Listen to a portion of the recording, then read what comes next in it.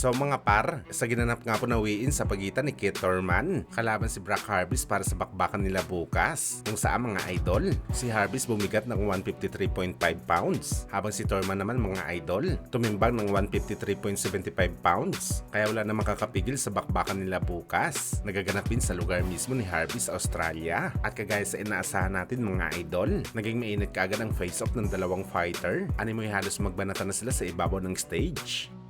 Samantala asar talo naman po mga idol ang dating world title challenger na si Brock Harvis sa sinabi ng dating unified welterweight champion na si Keith Thurman sa kanilang naging huling press con kahapon. Halos kagatin mga idol ni Harvis ang kanyang siko sa matitinding trash talk na inabot nito kay Thurman. Kahit anong banta na gawin ng Australiano kay Thurman, halos triple talaga ng trash talk ang sinasabi ni Thurman boy. Kagaya na lang mga idol sa sinabi ni Brock Harvis na i-expose daw nito ang American fighter. Tatamaan niya lang daw ito mga idol at sasaktan sa bakbakan. At wala daw magawa dito si Thurman. Pero sa naging rebat naman ni Thurman mga idol, paano daw ni Harvis gagawin ang ganitong bagay sa bakbakan sa kanya? Eh hindi naman daw ito malakas. Wala naman daw kapasidad ng challenger na masasabi niya daw na kaya nito pumantay sa level ni Thurman. Masakit man daw pakinggan sabi ni Thurman, pero isang average fighter lang daw si Brock Harvis. Kung saan pagkain lang daw ito mga idol. Appetizer lang daw si Harvis para kay Thurman boy. Siya daw ang fighter na hindi pang main course. Dagdag pa ni Thurman mga idol, alam naman daw ng lahat na pinalaban lang daw si Harvis ng kanyang promoter sa kanya para ipakain lang daw kay Thurman. Sa ganun magkaroon ito ng malaking build up sa laban nito kay Temsu. Kaya wag daw umasta mga idol si Harvis. Nakalibel nito ang dating kampiyon. Well kung tayo si Brock Harvis mga idol, talagang maaasar ka sa sinabi ni Thurman.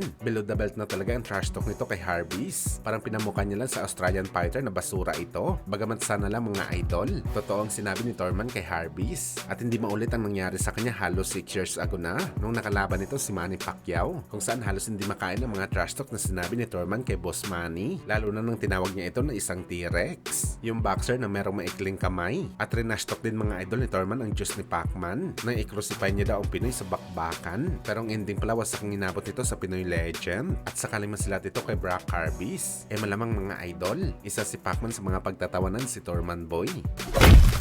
Sa kabilang banda naman mga idol, sa ginanap nga po na pangalawang press con sa boxing event ni Turki Al-Alshik sa Las Vegas sa pagitan ni Teofimo Lopez Jr. at Arnold Barboza, naging mainit mga idol ang harapan ng dalawang fighter. Una, ginalaw ni Barboza mga idol si Teofimo. Tinapik nito ang kanyang sombrero at tinulak nito si Lopez. Kaya bumawi ng banat si Teofimo mga idol.